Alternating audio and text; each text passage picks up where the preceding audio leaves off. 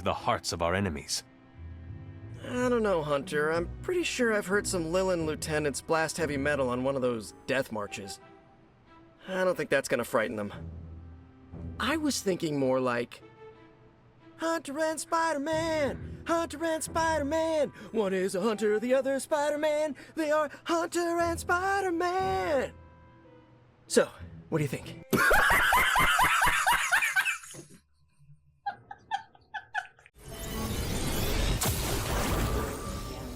Fuck Midnight Suns. All my homies hate Midnight Suns. Okay, so this will be an interesting and most likely angry video. Oh boy, am I angry. Like the Hulk. So it's kinda thematical, whatever. The pinnacle of the XCOM series for me is XCOM 2 War of the Chosen. Who developed the new XCOM remakes? Well, that was Fireaxis.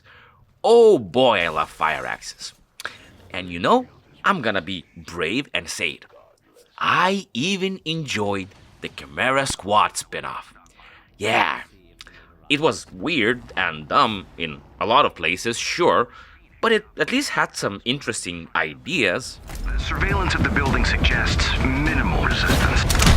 HQ recommends breaching with explosives on the westernmost wall. So when I heard that Fireaxis is making another The End is Coming, a fight against odds tactic game, but this time it will be more character focused with Marvel heroes and villains, as well as like crazy powerful attacks, I honestly thought this will be my next XCOM. I brought it from day one, installed it, played it for a few hours, and I'm not even shitting you, uninstalled the game. I don't know what Marvel Midnight Suns is or is trying to be, but at best, it's a mess of so many random ideas and mechanics that I don't see that one creative vision that followed the XCOM series. So I wanted to make an XCOM video for a long time, and what's better way to show the strengths of that game than to compare to a game that falls in, well, so many levels. But before we start, there are two things you need to know. I'm digging deep into mechanics, since from voiceover, visual, graphics, even performance perspective, it's a good game. I understand why someone would like this game. I sure do, especially if you're a big fan of Marvel heroes, right? But also, on an unrelated note, did you know that most people are stupid? Well, anyway, yeah. So, from now on in this video, when I say XCOM, I mean XCOM 2 War of the Chosen. It's just a lot to say, so let's save some time, okay? Let's go. At one time, it would have been unthinkable that I might ever fall in battle. Now, it appears you have bested me once again. Great job, Commander. First, why is this game so similar to XCOM? Well, let's see what you do in both games. In both, you have the overall map, which you pick missions from, and then a tactical side when you upgrade and manage your troops. In XCOM, it's the Avenger, and in Midnight Suns, it's the Abbey. Both focus on research as the main advancement process, and both have research guys that are all strict and focus on the value of their own research. Then you have your builder character that is a bit more kooky and weird compared to the, strict research guy. And it goes even to the point where, like, the research guy is on the left and the build guy is on the right. Like, why? Why is it the same? I feel like I could automate this process and take my seat. Analyzing. Getting our tech to talk to theirs is harder than you think. Lily Shen, Chief Engineer, at your service. These games feature basically the same outros and intros for missions, just kind of lamer since you don't have any guns or big tech or robots to carry, so you're just walking there, okay? In battles, you have to use environment to your advantage. and also reposition your troops to avoid big damage or to get a better angle on the enemy. Both games build up to the big final battle and focus on world-ending threats that only these characters can solve. So the flow of both the gameplay and the story is basically the same. Base, choose mission, tactical battle, return to base, upgrade, rinse and repeat, rinse and repeat. Okay, so up till this point, it all sounds okay. It's an evolution of the XCOM games, right? But all that I've mentioned is done worse in Midnight Suns. Separately, most things I'm going to talk about might not sound like that terrible of an idea, but when you combine them, you get just meh of an experience. And I think by the end of the video, you will understand what this game does so strange.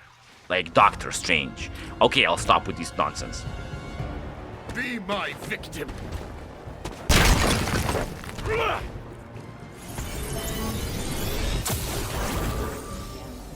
So first, let's look at the core.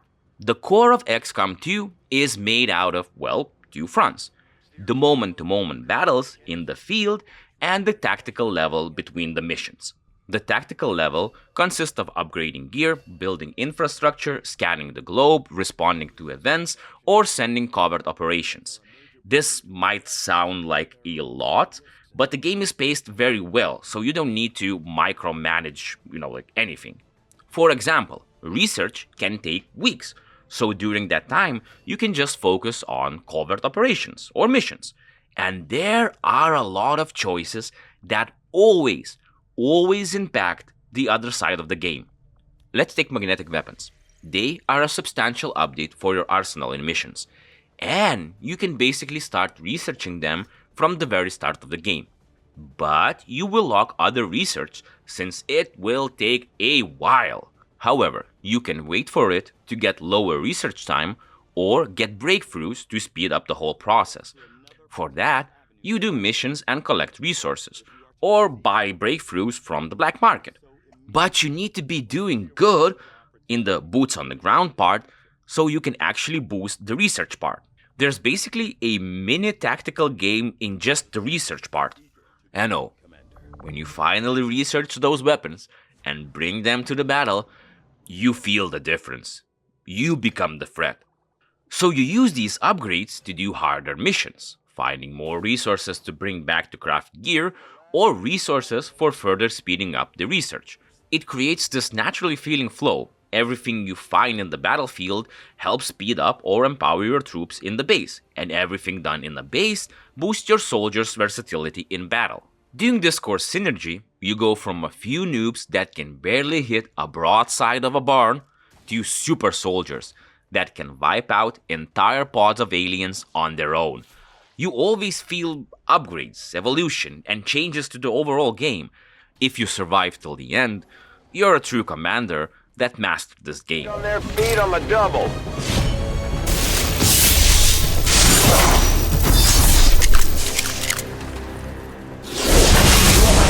First to ever take me down more than once, Commander.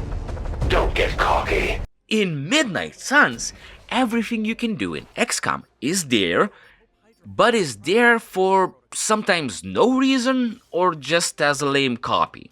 Like, okay, let's take the core flow.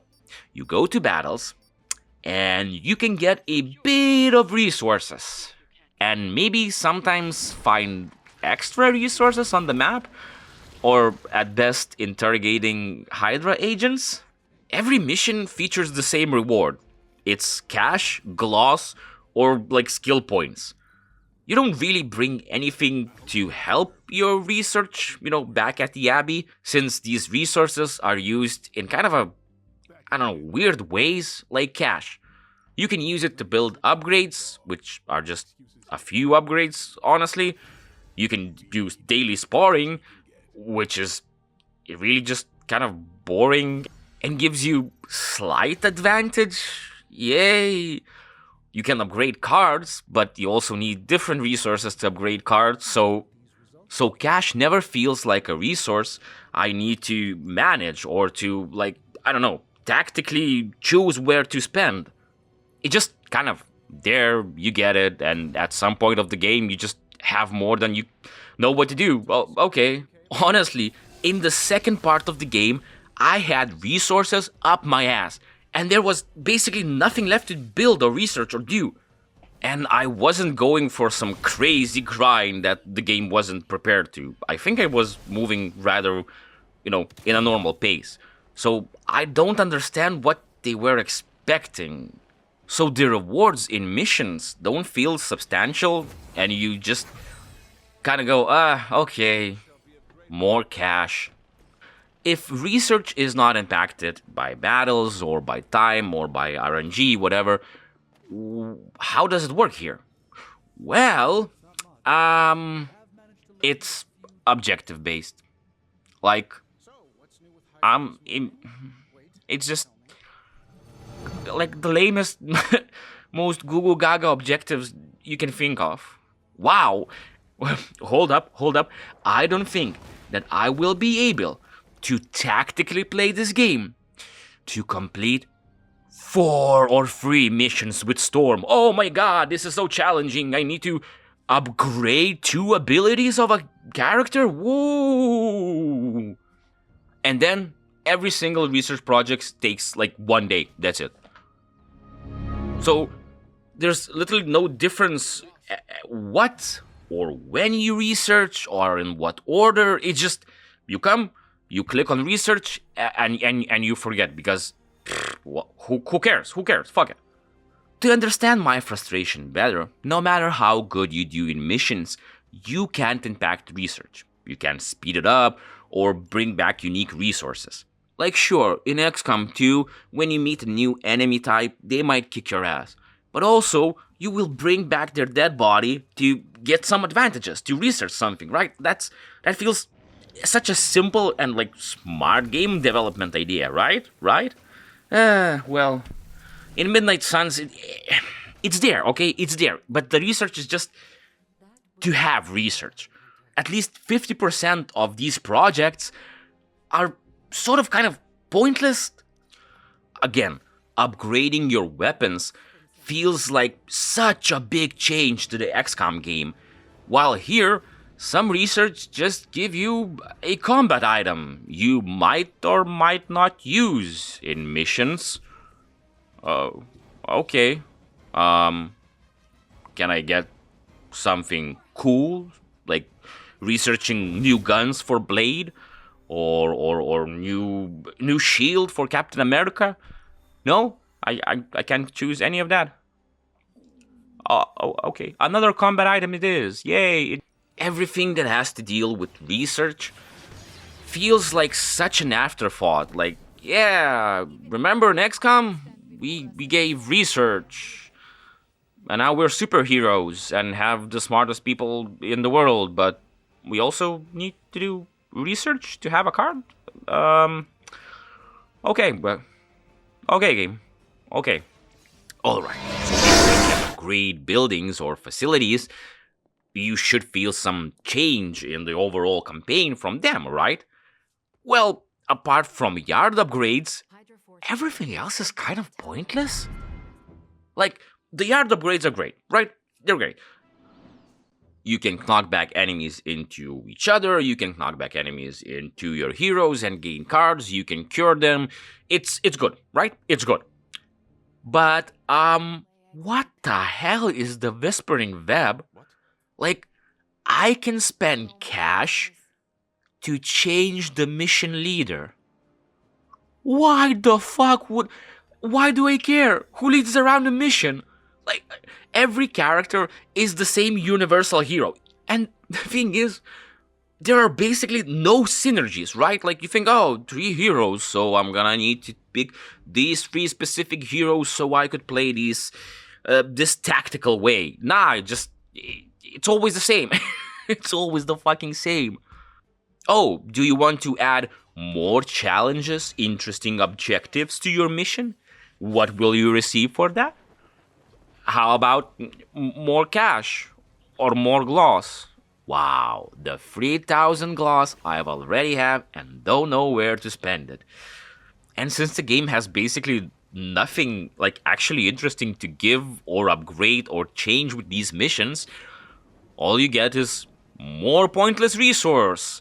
Honestly, it kind of feels like a mobile game with just resources on resources on resources and just what? Meaning that we're basically failing one of the core of the synergy. Most of the things we do in the Abbey have very little impact of what's happening in moment-to-moment battles. I start the game doing this, and at the end of the game, I'm doing this. I don't know, man. It just doesn't seem that much of a difference to me. I don't feel like we went on this epic adventure to challenge the fates, to challenge destiny, and fight against demons and gods, and I'm just shooting lasers with Iron Man. What hurts this even more for me is the percentage-based increase. A lot of the things you can upgrade add sort of like a percentage to your, like, I don't know, for example, shield gain, which when your shield goes from 100 to 110, and enemies all do 250 damage, you really can't feel the change. Like, the stupidest thing, right? Like, with Morbius, you can sort of min-max specific stats because you're losing stats and you're gaining stats. That's all great, right? And it's like, increases area of effect. By how much? By what number? Can you show me how much it will be different? No? You're just going to say that it increases. Okay, great. That's absolutely, I can feel that change in the battlefield when you say it increases, and I just have to take your word for it. With XCOM, it's much cleaner. When your soldier goes from 8 points to 10, and enemies do 2 to 3 damage, that basically means another survived attack. Oh, another thing. In Midnight Suns, you don't really get damage information for enemies, so they sometimes feel like they do, like, random damage. But you might think one simple question. If what you do in the Abbey has no effect in the battlefield, then probably how successful you are in the battlefield, well, changes how you do or how the Abbey holds up, right? You stupid son of a bitch. No, it doesn't. You know why? Because you can't fail missions. You can't lose progress. You can't. The enemy can't win. It's impossible. But you know what? It leads perfectly to my next point.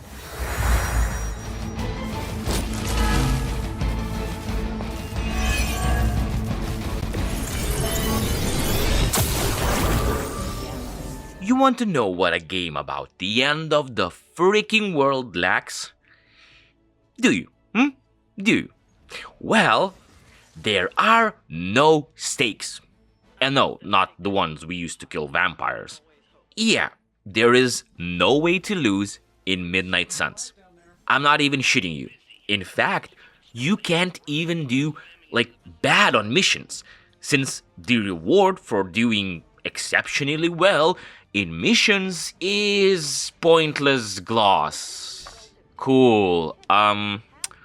You wanted to see cool stats, like in XCOM games after missions?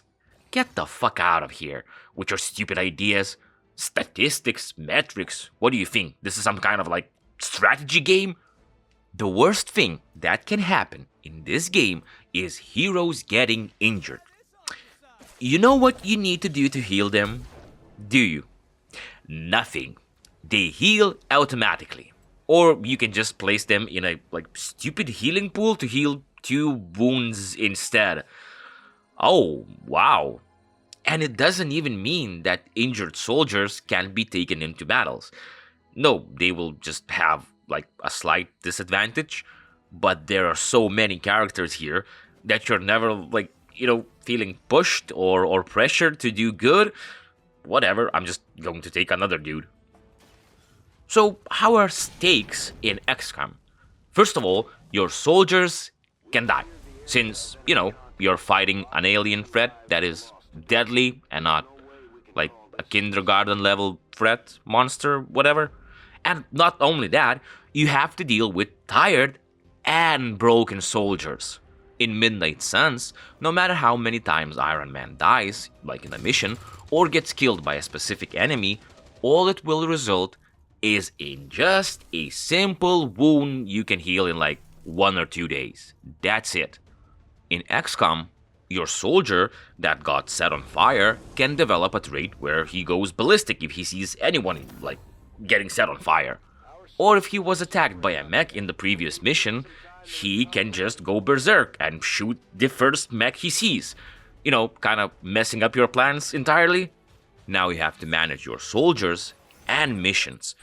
Is this mission going to have a lot of mechs? Well, maybe taking that soldier isn't the best idea. But that's the beauty of this game. Sometimes you don't have a choice. Well, most of the time you don't have a choice. A rookie soldier can't even compare to a sergeant, while in Suns, you start with powerful cards, so even the character levels means very little. Cool, more health, more attack that I can't really feel because everybody does hundreds of damage and I can't understand how's the improvement going on, blah blah blah blah blah. Everything feels just there to be there because it's a video game, instead of being there because it makes like actual sense in the story. Or you know when you have to play something bad to truly appreciate something good, and then after trying like bad new games, like modern games, you come back to like King Kong 2005 and you're like, holy shit, this is the best game ever. And maybe, just maybe, when you were playing it, you know, all the way back then, you were kind of complaining because, well, it might not be the best or run properly or whatever. So you start to appreciate things more once you taste bad things, right? And I didn't really even know how much the ability to lose soldiers actually impacts the satisfaction of XCOM. In XCOM, getting all your troops killed will not pop restart from a checkpoint message, because that's it. You failed the mission and you have to live with consequences because you're a terrible commander, meaning that the rest of the campaign will be even harder if that was your best squad, like in most of my cases. Jesus Christ. But what's better is that you can choose to abandon the missions and just run away or, you know, fail them entirely. Sure, completing a single encounter in the war is, like, important, right? But maybe it's not worth sacrificing half of your best men. And on top of that, you can leave soldiers behind if you're getting fucked, like I am here, so I'm just running away. Or you can try to get every single body home. And, you know, it's going to be a tough battle to do so. But the choice is always there for you. In Midnight Suns, you can't fail any encounters. You can't run away or abandon a mission. You just have to roll with it. You failed? Well, try again. The same encounter. Just reload the game. Oh, you failed again? Well, there's no actually good way to, like, restart, so you have to quit, load your game, and then try another mission from the, like, mission table or whatever. So, do you see the small problem here? In this, holy shit, the end of the world is here, and we will all die. We're fighting against unimaginable odds. Game, canonically, we have won every single battle. In fact, technically, not a single of our heroes got even hurt. Since, you know, I don't count resting in a pool for a single day as healing from a grave wound. It's kind of the lamest apocalypse ever. Does it feel like a real world-ending threat to you? Do you feel like the odds are stacked against you? Like you need to select missions with precise strategy and to balance chaos of the story and the random encounters and blah blah blah blah blah blah. No, it's actually such a simple experience. I mean, I get that it's a different experience. It's a more narrative game and you want to have all of your characters available to talk and friendship and whatever. But why not have at least some ways to fail, some ways to get some bad outcome that would change our gameplay, that would make us adapt. And the thing is, you don't need to go all crazy. You don't need to create crazy mechanics or anything. Just like use what XCOM already introduced. Get your heroes captured. Yeah, in XCOM, your soldiers can be taken by the enemy, but you don't lose them. You get a special mission to go and rescue them. So why not this? Why can't we get Spider-Man captured and then have some neat encounter where we have to rescue him? Well, I do. And by the end of the video, you will know too. It's a shallow game.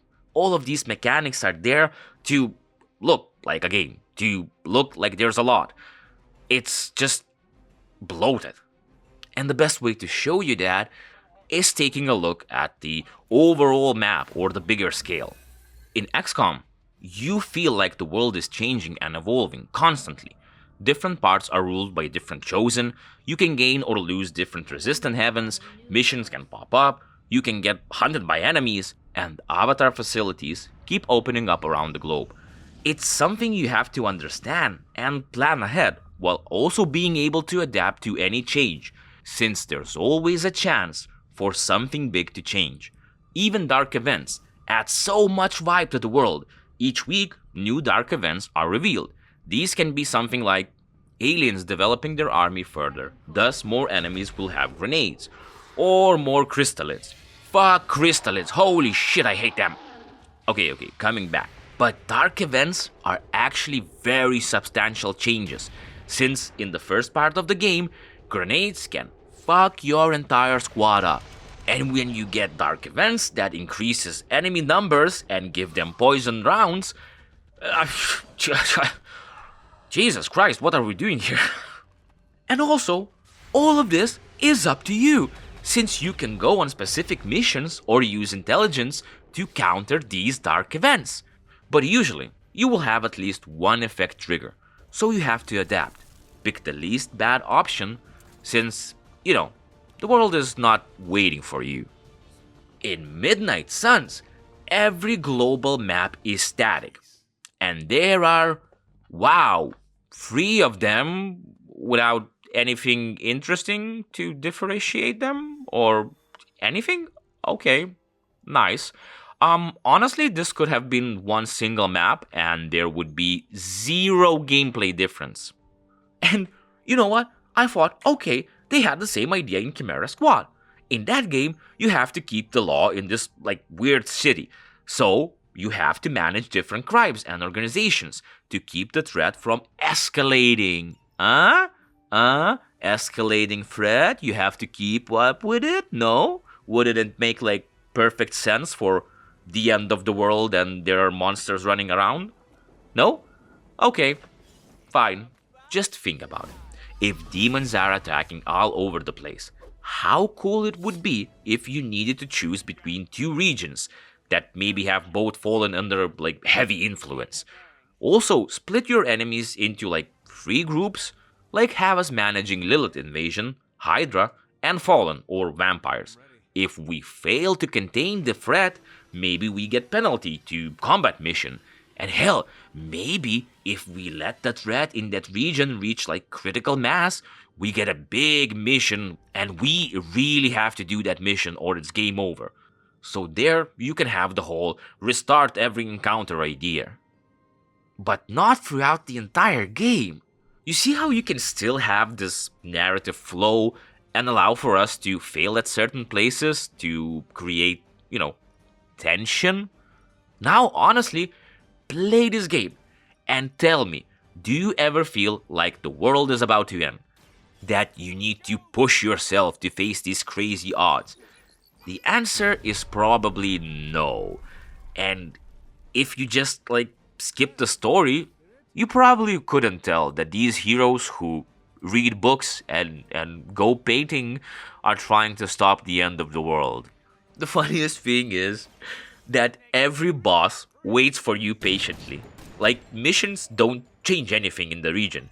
You don't have influence or even bigger plot points to combat in these regions. Just choose what type of missions you want to do and go do it. That's it. I'm just imagining, like fallen Hulk being like, I'm gonna take over the world, but I'm just gonna wait till they come to me. Oh, they're doing another stop Hydra truck mission, 5th in a row. Well, okay, I'll just wait here. God damn, I'm going crazy because of this game. God damn it. Just I don't know, man. It feels like I'm riding a bike with training wheels, but my dad keeps yelling how dangerous it is. And also, I'm 37, Yeah, it feels like a confusing mess of ideas and goals. To end this section, I want to ask one simple question. If you don't want to have these crazy stakes, then why do you not make your story about something else apart the end of the world? Like, I know that for beginner writers, there seems to be no different cause people can care about unless it's the end of the freaking world. But just have a slower, smaller story. Do you think people not like that? Have us fight some bad guy organizations, stop smaller threats. Hell, reveal a bigger threat in the third part of the game. But don't go from the start and then put some training wheels. Just a lack of united tone makes me go angry.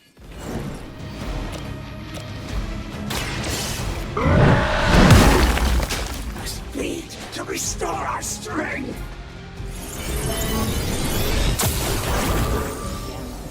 But, my friend, you don't know how much pointless shit this game has.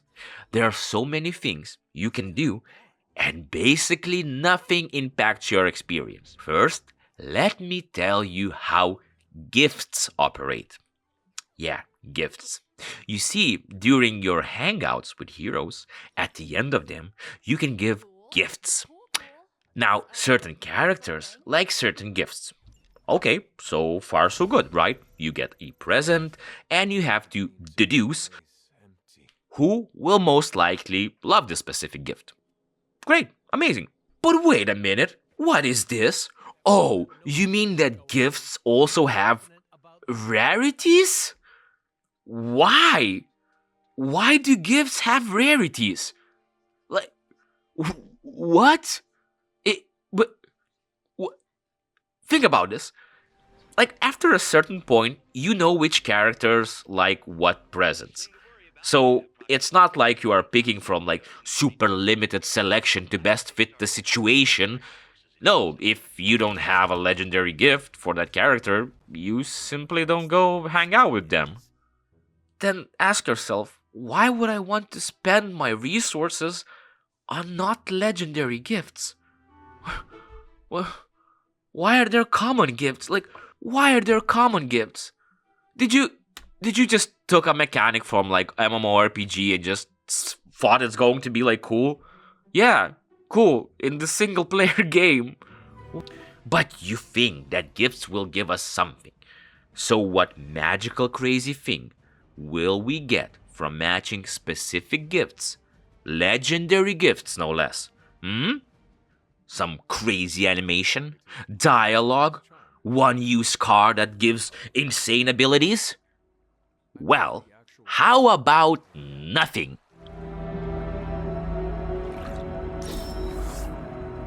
Now that's something I can use. We have more friendship points, and that's kind of it, actually. No, there's no unique points or anything, just more points to the same friendship level that can be raised in multiple ways. Oh, but when you give a gift, right, the character will maybe have a specific dialogue or animation for that gift, right? Maybe Iron Man will say some one-liner if you give him this specific comic book, right? This will be your reward. Nope, again. All you get is this the most generic line ever.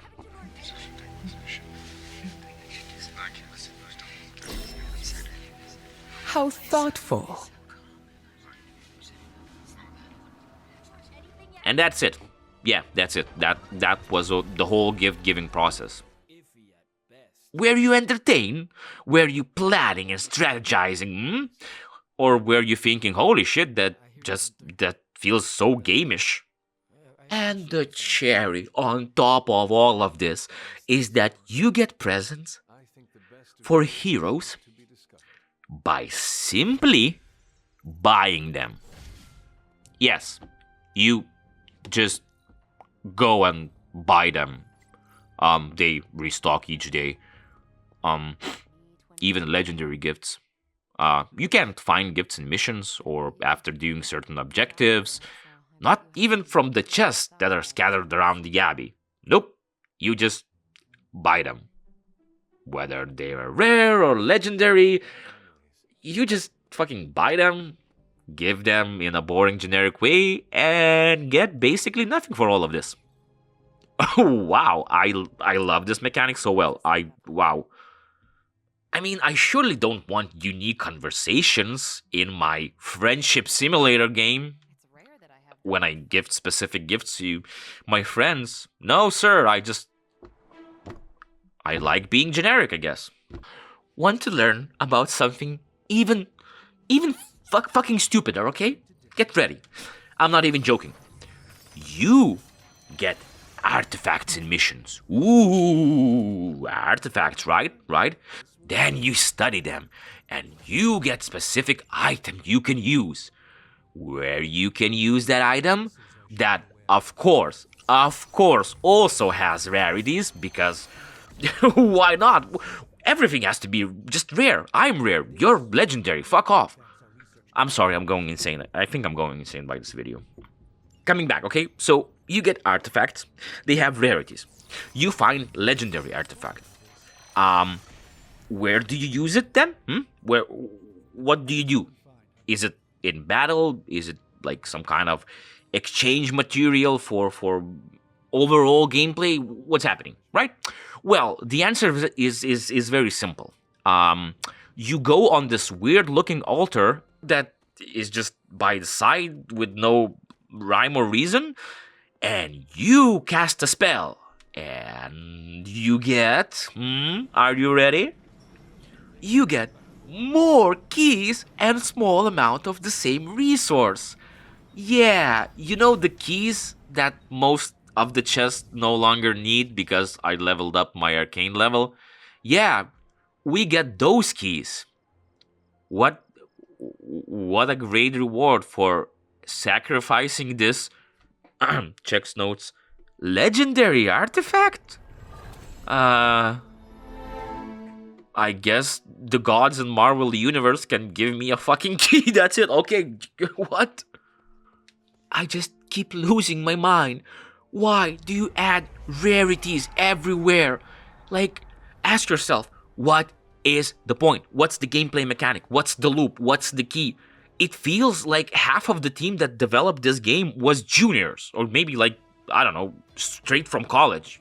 Instead of focusing on the core and giving us more maps, more interesting power customizations, no, you build all of this mechanic just to get more keys so I can open more chests with pointless fucking rewards.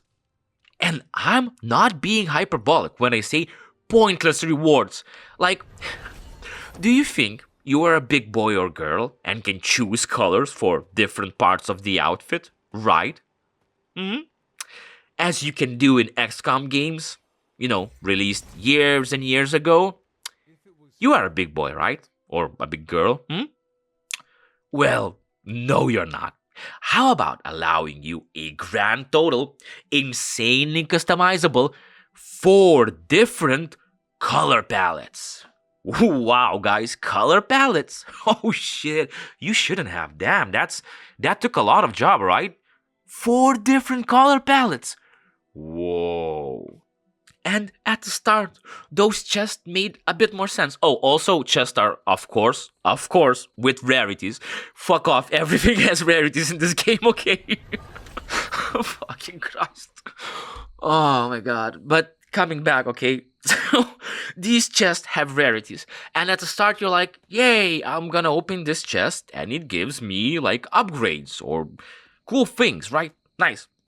But from a certain part of the game, those chests you find around the Abbey gives you color palettes. That's it. They always restart and they give you color palettes. That's it. The game doesn't have like insane amount of upgrades or items that can give you customizable, interchangeable Abbey upgrades or anything. Any fucking thing, dude. It doesn't unlock anything cool. So if it doesn't, stop wasting my fucking time. Like, it's so satisfying to like unlock this legendary crate and have this animation where we open this old school legendary crate just to get 3 color palettes that all look like shit. Jesus Christ, dude. I'm not even sure that the developer studied color theory. Also, Deadpool keeps changing color for me, and I don't know if it is a bug or a freaking feature. That's how good the game is. Words of power, or those spells I mentioned, right? That seems like a clever idea. Add a bit of Metrovania to your game, requiring the use of certain spells to open up passages, etc. I mean, you know how Metrovanias work. And, naturally, flow would be like this. These words of power will be used in the Abbey, and then in combat. That, just feels like such a duh idea to make them feel like part of the world, including them in the Abbey and in combat. But no, fuck you. These spells are used only in the Abbey, and only a few times, because after a while, there is literally no thing to find or doors to unlock. After that, all these powerful words you collected means jack shit. And I'm just sitting here thinking that you nearly had something here. Like, you nearly had some great ideas. But instead of making me really interested in this world and feel like a part of it, you make me feel like I'm playing a video game. Every single moment. And if we're talking about a friendship simulator story-driven game, I don't think that's a good thing. Also, if you make your main character walk and run like he has a stick up his ass, then maybe don't give us like third-person controls or have it minimized or like in XCOM. I don't know, it's just such a low like effort animation that honestly, for most parts of the game, I couldn't tell you if my game was lagging or it was just really shitty animated movement. I honestly have not seen a lot of maps that are so boring and uninteresting to explore. Like, you get these witches' grottos, the resting places of these cast-out characters, and you do one single mission there. Run to the location, take some dirt, and that is it. Location explored. Moving on. Oh, you get this, like, tunnel down into this fire burning underground. You go there once, and that is it. There's literally no reason to return there. You get all of this map, and 90% of it, I'm not even joking, 90% of it is useless, or maybe used once. Why do you need to have a quick travel option in this kind of game? Are you insane? Are you crazy? Here's a crazy idea from me, okay? Minimize the map, remove fast travel, make it more interesting with varied locations, and allow us to make it more personal and interesting by changing something. This gives me nothing. No emotions or vibe. It's just, honestly, it feels like a bunch of Unity assets just thrown in together. It doesn't feel like Marvel and especially Fire Access game. And then, okay, look, you can craft combat items, okay? But you see, you have 2 different places to craft these items. Why? Fuck you, that's why. Why do you need 2 different locations for the same task? Okay, You got me right there. One place uses specific resources and the other regions, that are found around Abbey. So if you lack one resource, you can use the other. Right? That's how it works. But nope. You can craft the same items or even items that fit the same purpose in these different locations. So there are two places where you craft two different categories of items that both go in the same item slots. The use of it is that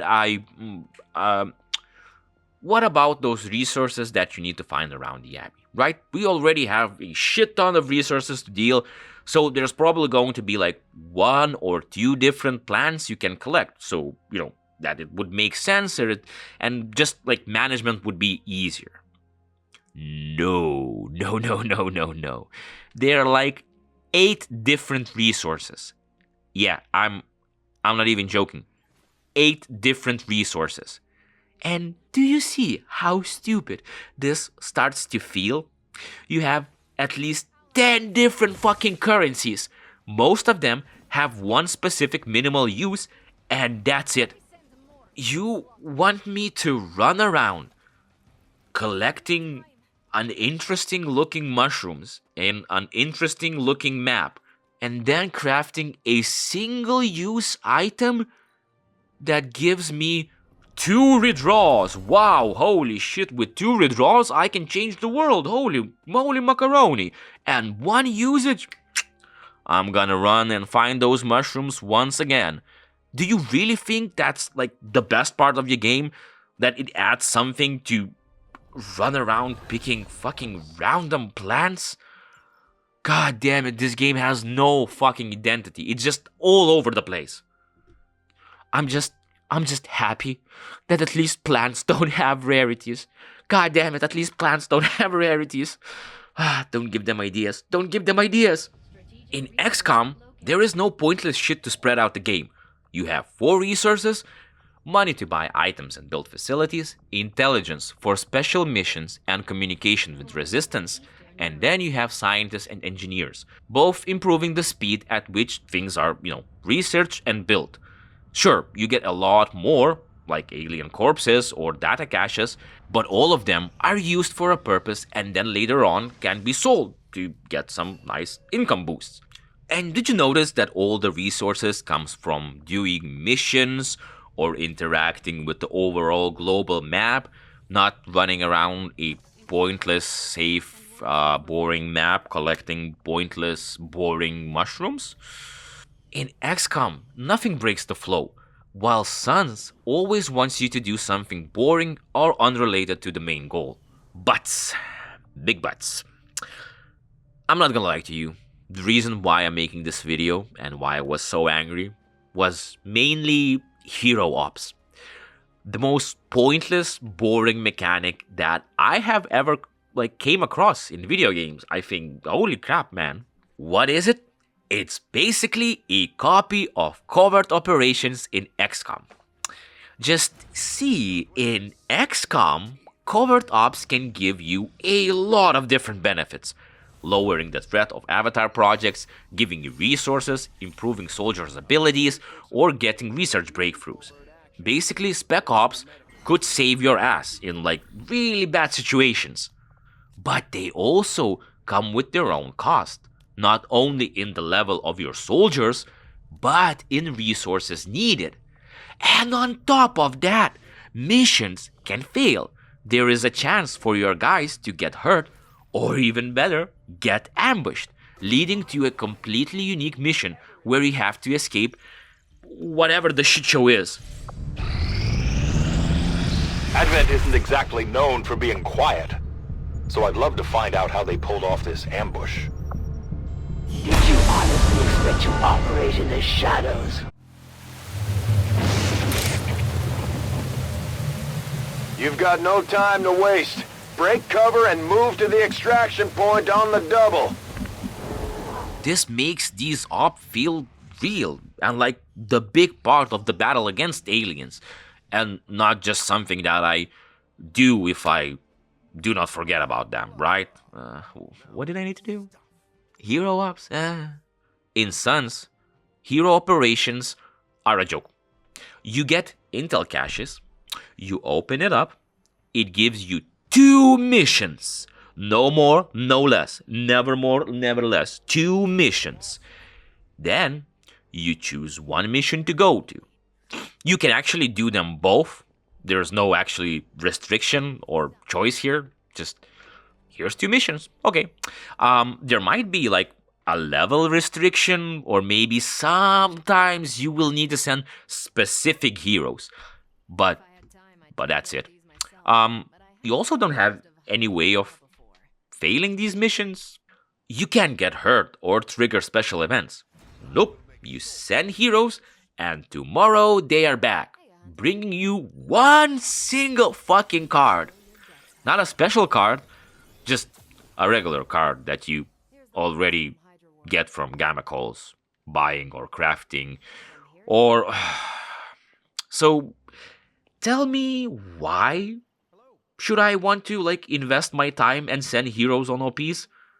So that they bring another card or power I don't use or want? Why would I spend intel here? There's no benefit. I don't understand. You already have so many ways of getting cards and upgrading them, and then you add another one. Yay, another way to get cards. Is it unique? Is it interesting? No, shut up. It just... And for the love of God, at least you think that you could pick a specific reward, specific card that they will bring back, right? At least then it would have some sort of tactics. But no, it's just a random card. You might not even want to use that card or like that card, but shut up, take the card, man. Everything that I've named here, every mechanic, can be removed from the game, and it would be the same fucking game. Jesus Christ. Oh, man, I don't know.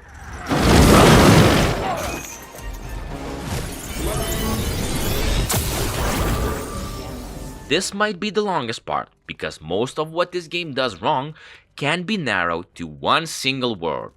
Disappointing. The dialogue in this dialogue-heavy game is abysmal. You know what? I really understand just how difficult it is to write good and natural-sounding dialogue. Here, sometimes the conversations are inspiring, right? Actually pretty good, matching the hero you're talking to, like Captain America here. But you don't have to tell me about war. I've fought my share of them. Then you know the risk, as did he. We're all willing to risk our lives, but this is different. What Lilith did to Banner was unthinkable. She changed him. Listen, I know what happened to Bruce isn't your fault. But I'd be a fool if I said I trust you completely. You're Lilith's kid. Having some interesting ideas about leadership and past traumas, and then there is this. You all right? No, this is too much. It is all Nico's fault. And here she comes to fish for praise. I have endured enough of this. This has gone on long enough. You made me the center of attention I do not need at a party I did not want. So what do you want now? To cut the cake? Magic, wait. Fine. I will cut the cake.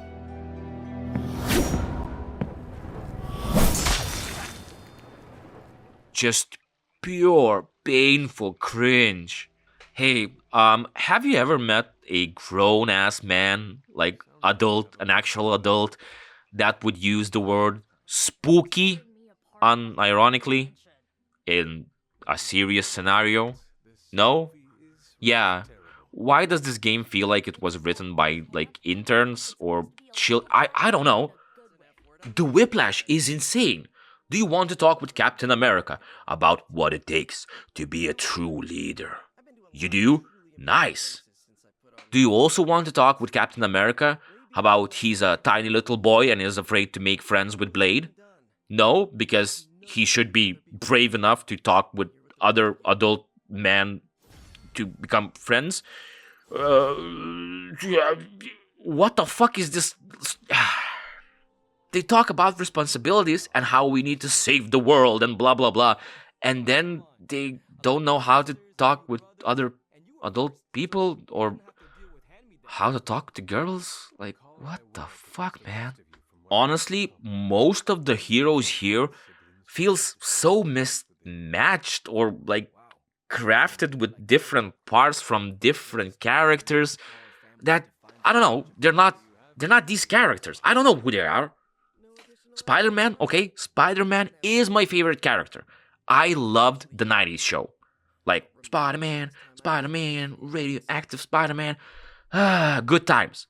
But here, I dreaded talking to Spider-Man since he acts like brainwashed Twitter user. He's unfunny, unsocial, acts like a kid, seems to not understand like basic concepts. A lot of the dialogue here feels like everyone wasn't frozen like just yesterday. They act like they see a human being for the first time in their fucking lives. And for the love of God, I will probably never answer this simple question, but if you have both adults and teenage superheroes in the same sort of group, why not split the dialogue so that the adults would talk about bravery and nonsense, and the teenagers would have problem making friends or talking to a crush? Why did you do it backwards? Are you insane? Now, it may be just how I play video games, but the biggest problem for me with friendships in this game was that you can't choose your main, like, friends. What I mean by that is that the game expects you to be very best friend with every single character. All these complex and different characters need to fall in love with this specific guy, who has the most unique name ever. Are you ready? Hunter. Wow. So creative. Was Savior already taken? And you kinda don't get any benefits, either in story or gameplay, if you have low friendship with any heroes. It doesn't really change anything, because that friendship that you form is formed sort of outside of the main story and everything, and it feels like you're always interacting with just one person. You're establishing friendship with just one hero, and that's it. No one no one even knows you're talking to them. Like, it actually feels so disconnected from everything that friendship in this friendship game begins to kind of annoy you. So you can't really form your main team or main guys that you really like taking into battle. Like in XCOM, right? After about half the campaign, you will definitely have your main guys, your team, the bros. You know, the team that goes into the most difficult missions. Everyone else is also important, but, you know, these are the heavy hitters. In Sons, you can't have your favorites, neither in gameplay, since everyone needs to fit this universal soldier type, nor in story, since everyone needs to have super duper duper relationships. Like, oh my god, with the hunter, oh my god, family is family. No, they really said it. They actually say family is family at the end. Are the Midnight Suns. A family. And family is family. Yeah. So this time? We all got your back. Storming the gates of an impregnable temple, facing the mother of demons and gods know what unimaginable horrors inside. Yes. Only now. We'll all be doing it in style. Speaking of which, your turn, boss. Now, who wants to go save the world? They actually did it. They did it. They said family is family. And they didn't invite Vin Diesel. Sad. So now, let's apply this to dialogue, since it's an RPG with dialogue choices and sort of consequences. In every conversation, you can choose from mostly free options. One that doesn't affect your friendship, one that boosts it, and the other that impacts it negatively. However, you don't get any benefit of losing friendship or having lower friendship with specific heroes. So, answer me this. Why would I ever choose a dialogue option that I want to pick, especially on higher difficulties, where the only actual benefit to my gameplay is choosing the right thing to say, or at least the right thing that the game wants you to say? I'm gonna admit something to you. At some point, I stopped reading the conversations and just listening to them entirely, since they mean nothing. All that matters was clicking the correct option when the dialogue popped up and getting my friendship points. That's it. Does that sound like a very thought out RPG friendship system? And while we're here, what if I tell you that the Alien Guerrilla Warfare game does friendship better than the Friendship Simulator? You would not believe me, right? Like, of course the friendship is better in Suns than in XCOM. What are you talking about? Well, if you think about friendship only with the hunter, then yeah, there is more quote-unquote friendship. But how many groups of people do you know where all of them are friends with one person and sort of no one else? Not a lot, right?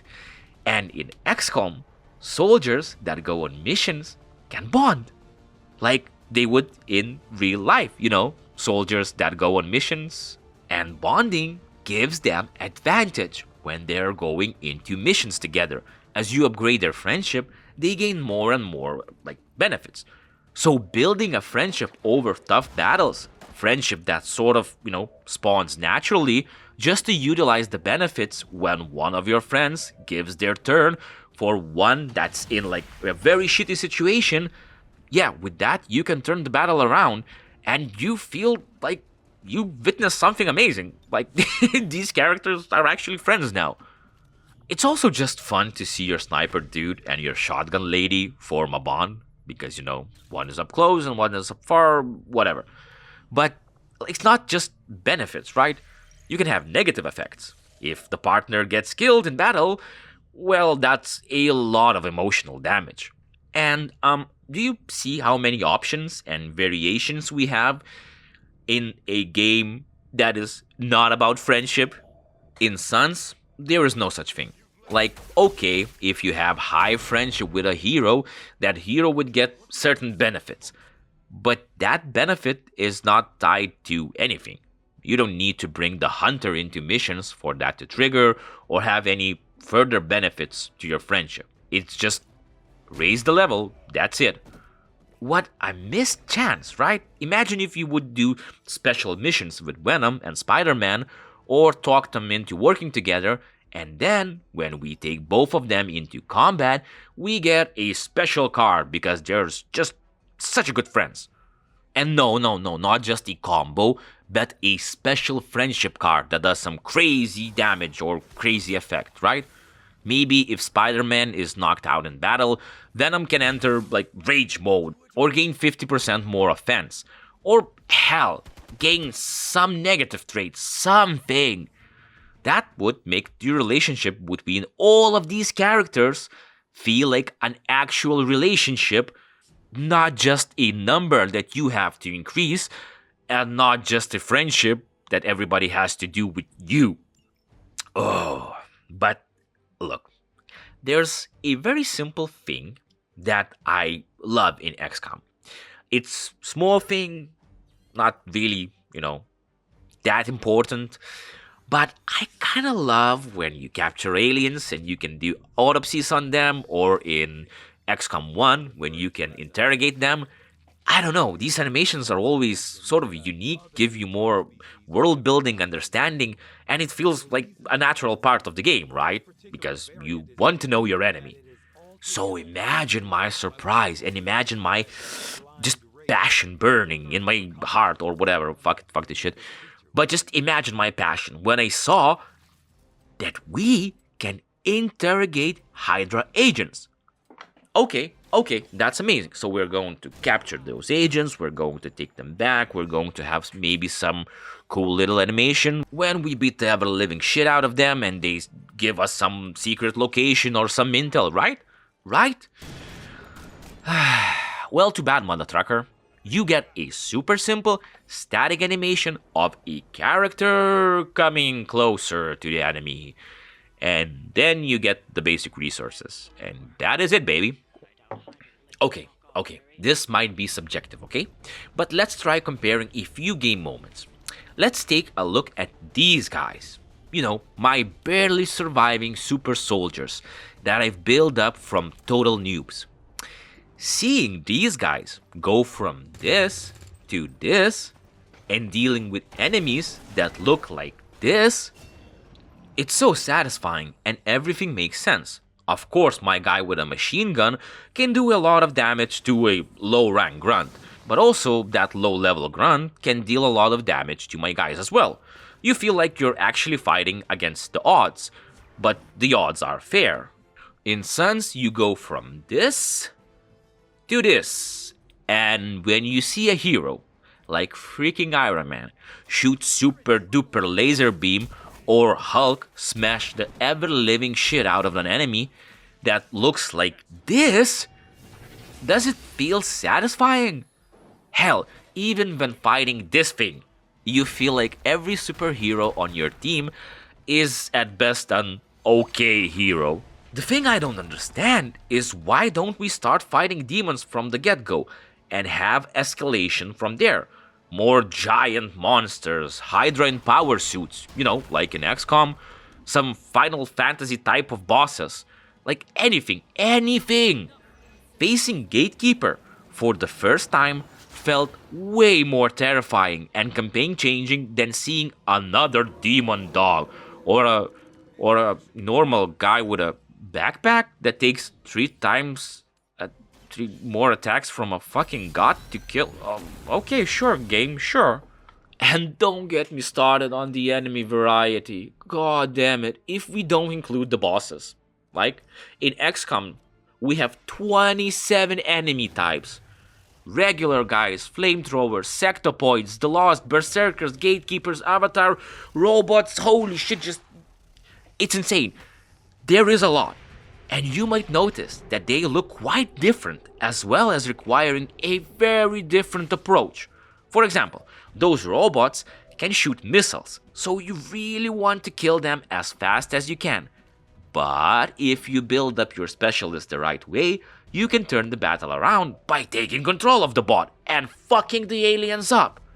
That feels amazing, and the threat is huge with a variety of ways to deal with it, or gain advantage or disadvantage. It's always up to you, but you have to deal with them in a smart way. Midnight Suns not only have way fewer enemies to offer, but most of them look very similar. Okay, let's take a look at this grunt. Hulk can KO him with any attack. Of course, it's just a random guy. And, you know, you are a freaking Hulk. But let's take a look at this guy. He takes multiple hits from Hulk. And the only difference is that he has a fucking backpack. Wow. That backpack is really tough. As it can survive Hulk. Holy shit, I want that backpack. Then there are demon dogs. Fucking demon dogs, man. Like the most uncreative idea for an enemy that I have ever seen. Wow, you mean you took an animal from the real world and set it on fire? Oh boy, such creativity, much wow. Oh, and these two, they are completely different units.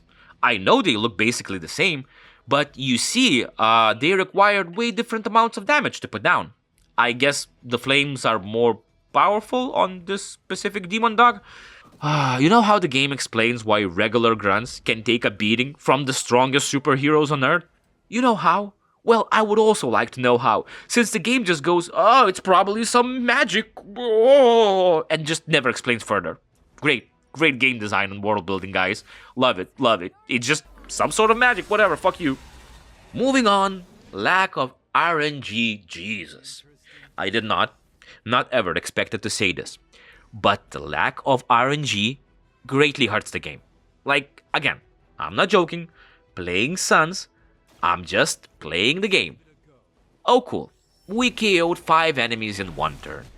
Anyways, like, it's such a stable and monotone experience, and then I turn XCOM back on. 5 minutes into the game, I'm fucking jumping out of my seat, yelling at my screen, and congratulating my guy on an instant kill. The pressure is actually so satisfying. Avatar Project is about to fail, the clock is ticking, the Avenger is attacked by aliens, and then I still managed to pull a small victory. It's like watching your favorite sport team. The ups, the downs, the face you make when 3 of your best soldiers miss 90% shots. I can't stop thinking about it. That was such a fucking awesome 2 hours of my gaming experience. And I watched every action, every enemy movement, every missed shot. It's beautiful. It's like a play. Because, well, RNG, you never know what's going to happen. Maybe this time, maybe this turn, all enemies will miss.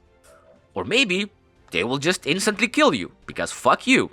In Suns, there's no such thing. You can't miss an attack, which you might think, wow, that's great, right? Well, wrong. Since now, there is really no reason to have an enemy move, like just show me the results and let's be over it. Because the attacks actually take so much time. The preparation, the movement, it's all so slow that missions where you defeat 5 fucking enemies or 10 enemies take half a fucking hour. So I can't overwatch to set an ambush. The enemy can't miss. It will always hit for the same amount.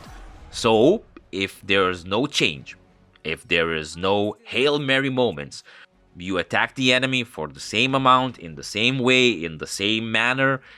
Enemies attack you in the same way, in the same manner, rinse and repeat. Then why are you even showing me this grand animations where 5 enemies attack me? Do you think that people just go play these games to watch animations? Well, sure, in some sense, this system allows you to plan ahead better than, like, with RNG. Not a single moment in this game could match your sniper taking 32% shot, scoring critical, and saving your entire squad. Because this thing just can't happen. Oh, okay, there is RNG in whether you will throw down enemies into pits or from roof. Why is there RNG here? You remove it in all interesting places that creates tension and wild campaigns, but leave it here where it's just kind of meh. Okay, well, you might think this is a risk-reward feature, right? It's risk losing one attack move, but you can insta-kill tough enemies. However, there's a catch. Most maps don't have any places where you can drop enemies. And only Ghost Rider can create them. And most enemies will have such a low chance of actually falling in that the reward is super minimal for the risk. So why use it at all? Well, except when I lowered my difficulty to easy. Yeah, we're going to talk about that, okay? Oh, look, we're talking about this right now. Crazy.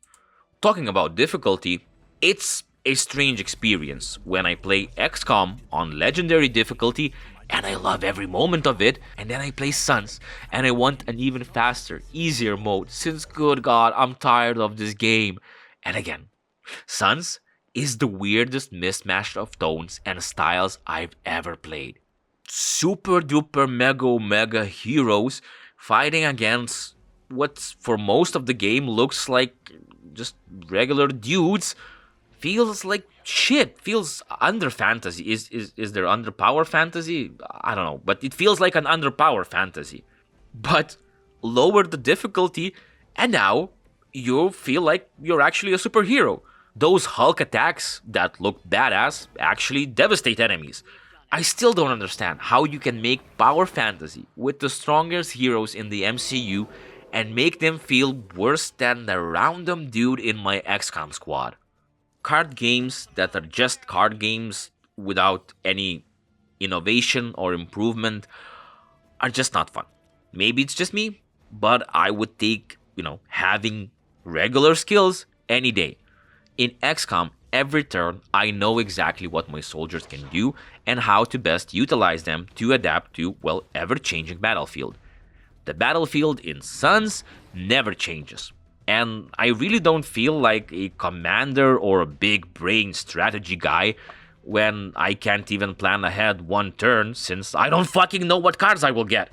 Oh, you would like to attack with this one specific hero and you draw 5 cards just to get 0 cards you need? Great. That feels amazing. Oh, did I mention that battles in this game have seeds? What the fuck am I talking about?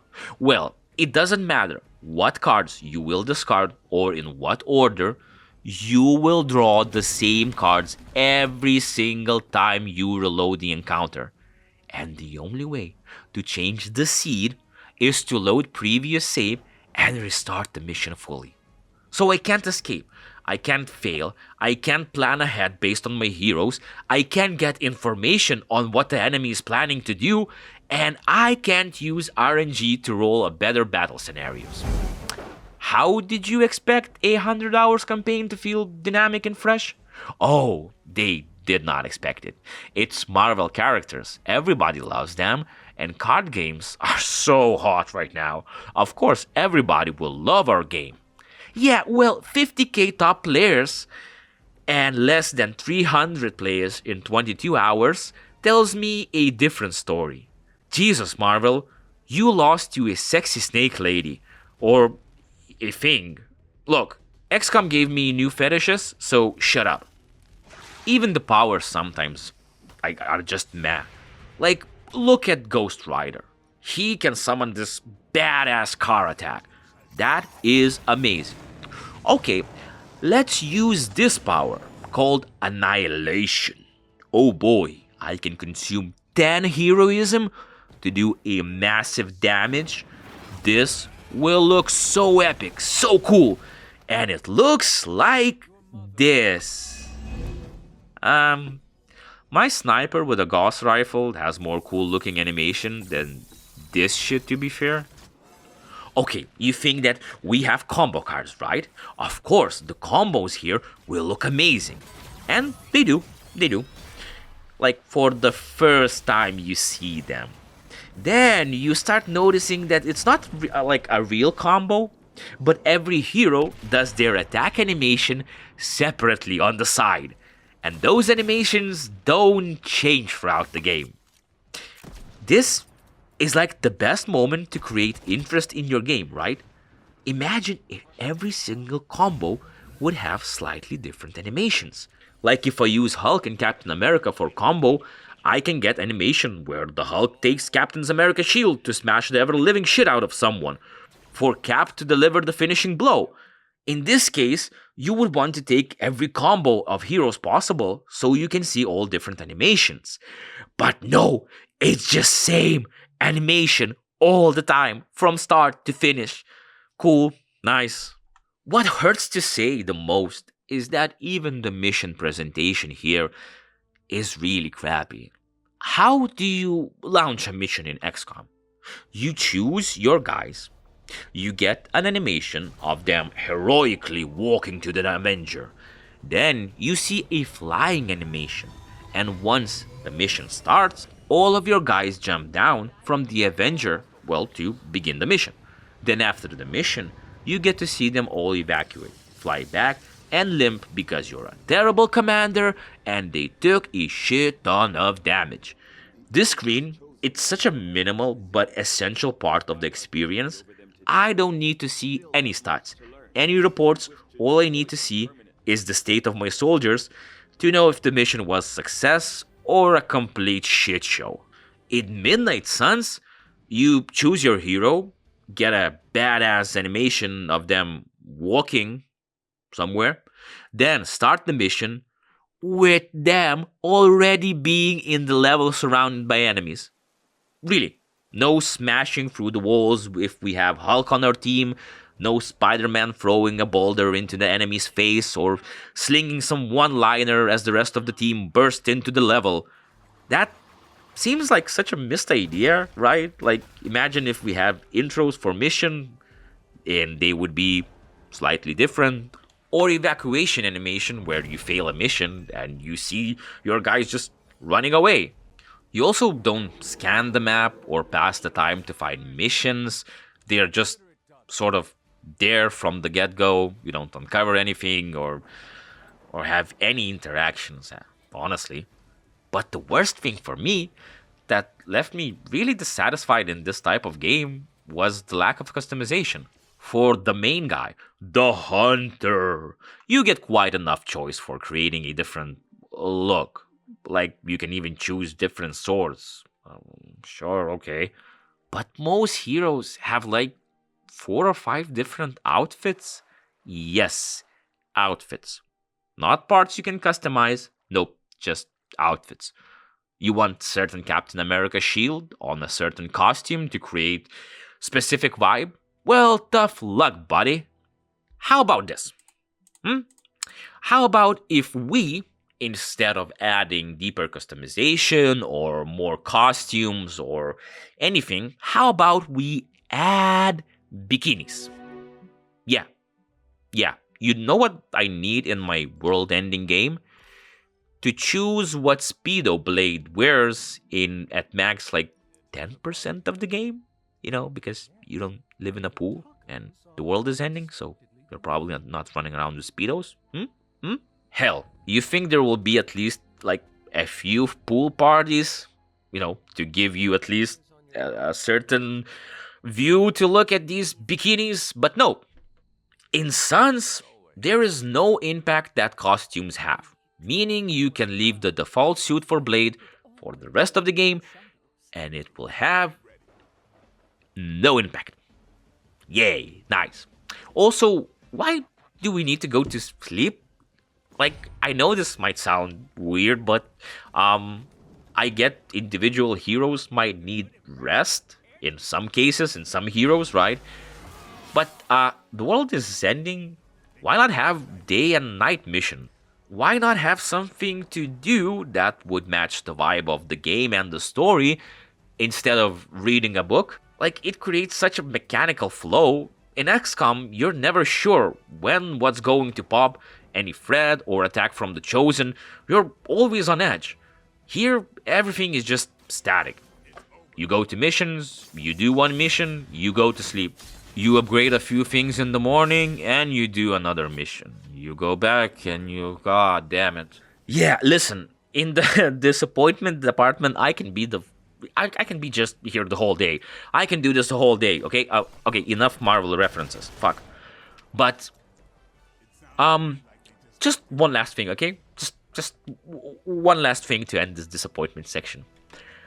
The performance of the game is fucking trash. Oh my fucking god. I have probably never experienced lagging to such a fucking degree, apart from like maybe old school bugware games. Do I have the best computer in the world? No. But even playing some newer games, I don't have so many problems even playing on the max settings. But here, it constantly crashed. Oh, and when you start a conversation, a lot of the time there's like half a minute of loading time just for the character to, trigger their speech. The Morbius model don't load correctly every time. Like, every time I go to talk to him, he's just naked for a second. Why? Fuck me, that's why. There is constant lag in the Abbey while you're running around. So I'm just fucking spinning my mouse around because it constantly lags. The loading times are insane. They are insane.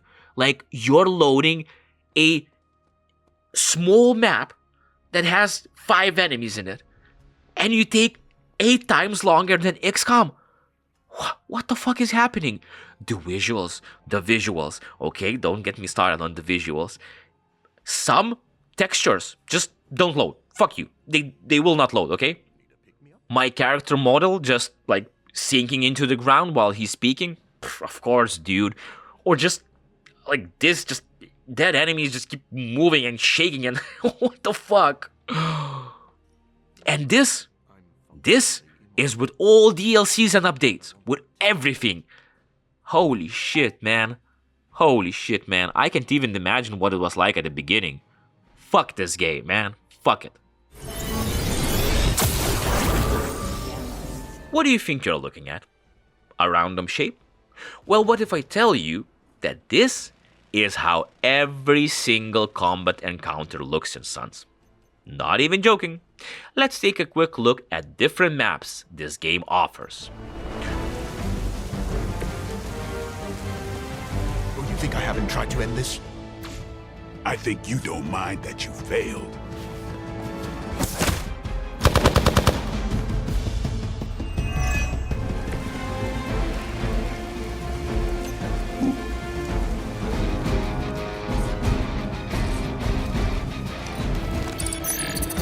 And where do you think you're going?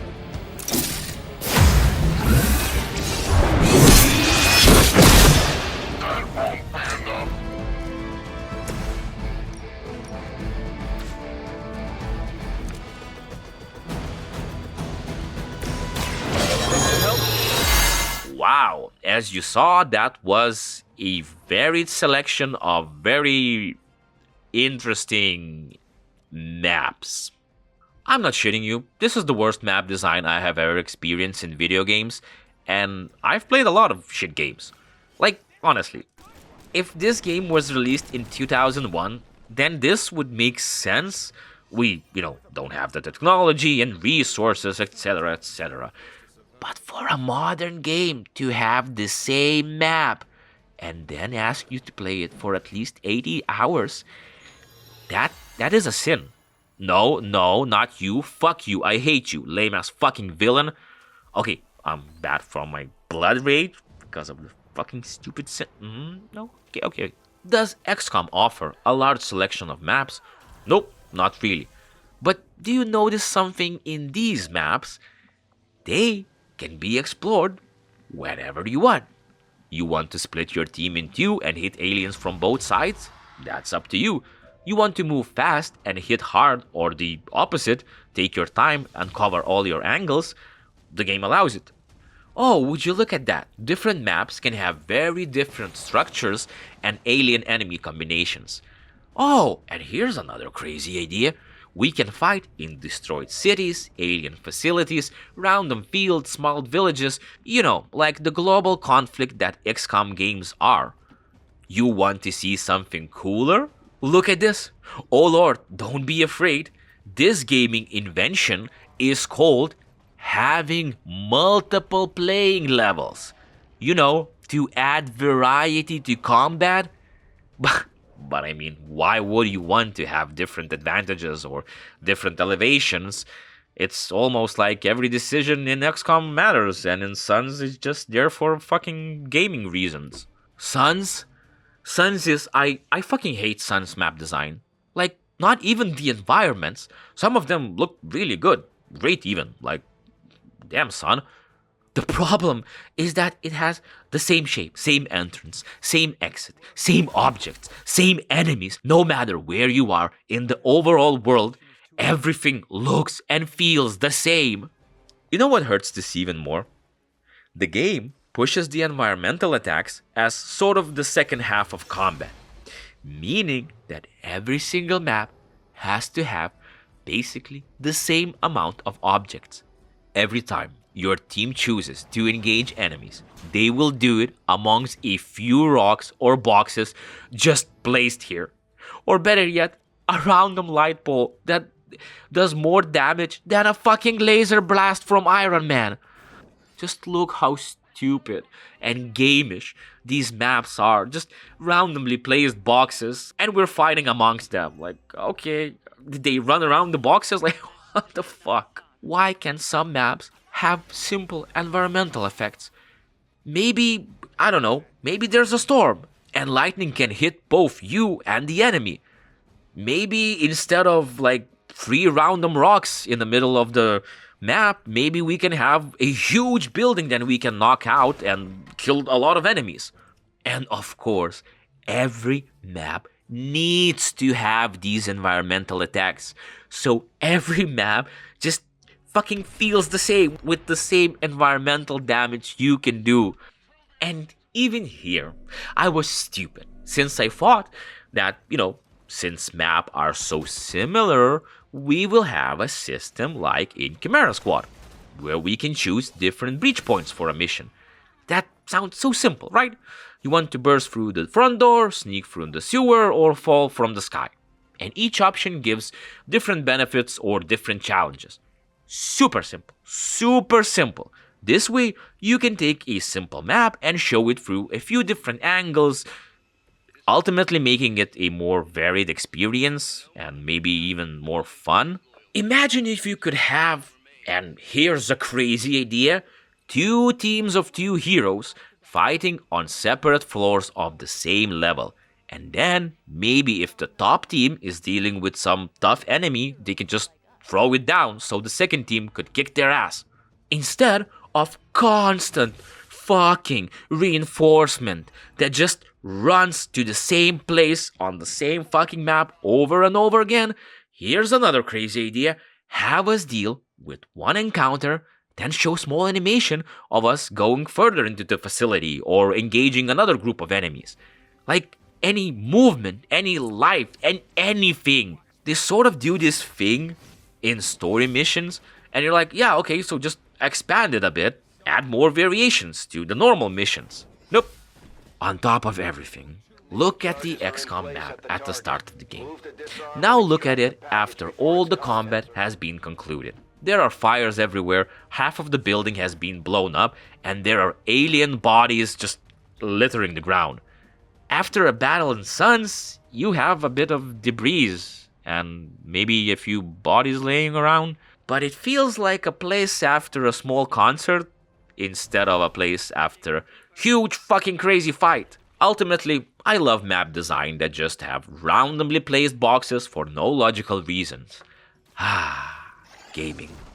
Like, did someone carry those boxes and drop them when they saw us? Why the fuck are there 3 random boxes on the ground? So yeah, this might be the worst level design I have ever experienced, and I don't even know how or why, and they should be ashamed of themselves. It is too late for you.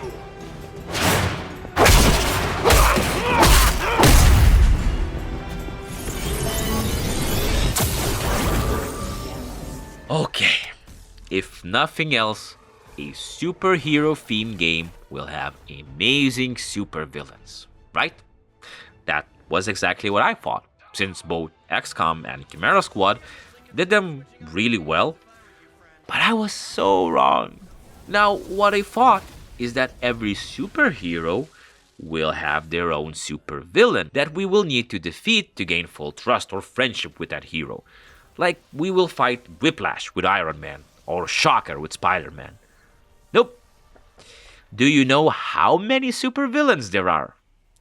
We have Venom, Hulk, Sid, Dracula, Lilith, Crossbone, Scarlet Witch, and Sabretooth.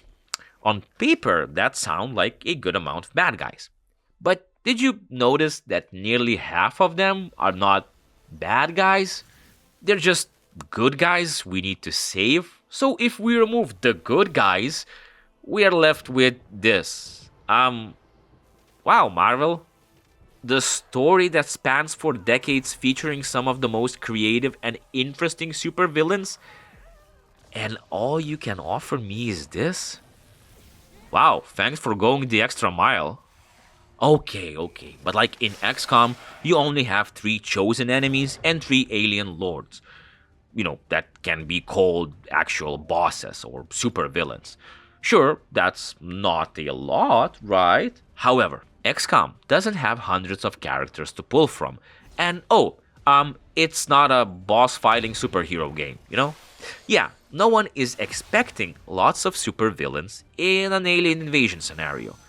But okay, if there's only a few characters that can be called real bosses, like in Midnight Suns, of course they will be complex and interesting and will have some specific mechanics, right? Oh my dear boy. Let's look at just the entrance of these bad guys, okay? In XCOM, I'm doing a mission. Let's say this one. Saving the resistant heaven from alien counterattack. Meaning I have to move fast, since those aliens are keen on killing civilians. Now, some part into the mission, I get invaded by one of the Chosen. And if you notice, they all have different strengths and weaknesses. These can be random every campaign you play, giving even more variety. But once the Chosen has entered the battlefield, my entire strategy changed. Now I have to manage my position, avoiding insta-kill from half across the map, while also dealing with enemies that are fucking my shit right now. All this escalates into a final showdown between a few of my last surviving guys and the Chosen, and that was brutal but so satisfying. And guess what I get for defeating the Chosen in the battle? I get skill points that I can add to any of my soldiers. Now, did you notice how the enemy changed the entire playing field, forced me to play differently, adjust, and after barely surviving, it gave me extra power so in the next encounter, I can be even stronger. Again, everything in XCOM works as a synergy. Let's see how the bad guy enters the battlefield in Midnight Suns. Here we see Venom, and he's just another enemy. That's it. There's no big animation or change needed to counter this threat. It's just another enemy. Like, I'm going to be perfectly clear. In an alien invasion game, you have supervillains that feel like supervillains. They even have nemesis, meaning certain soldiers deal way more damage. But in a game about superhero and villains, the most iconic hero, Spider-Man, deals no extra damage or anything to Venom. Fucking Venom! Why? Think about it. In XCOM, there has been so many missions where the Chosen showed up and I was pulling my hair out for not taking Templar or Reapers for the mission. But if every hero does the same damage to every enemy, then there's really no difference who you take on missions or who fights who. In fact, after the middle part of the game, all the heroes feel so similar that I did not care what or with whom I did missions. Just use as many attacks as you can, and the encounter will be over. That's it.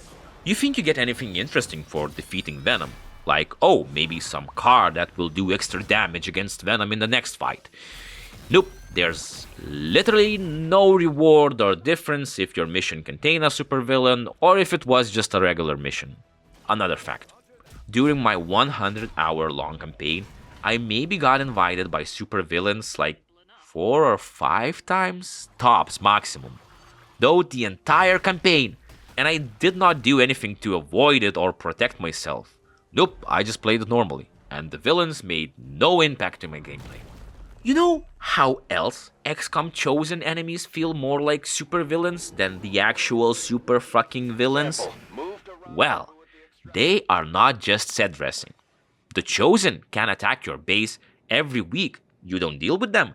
They can grow stronger. And they are constant looming threat in any region they rule. You not only have to hold them off, but you have to take the fight to them in order to stop that threat. And when you finally stop them, oh boy, I will tell you, it feels amazing. The villains in Midnight Suns don't pose any threat apart the missions. They don't require you to manage their danger or to deal with them in any interesting ways. They are either just for story missions or at best another enemy you have to deal with in normal missions. They can grow stronger. The funniest thing is that I was expecting the Abbey to get attacked at least twice. That sounded like such a simple idea to make the game more interesting.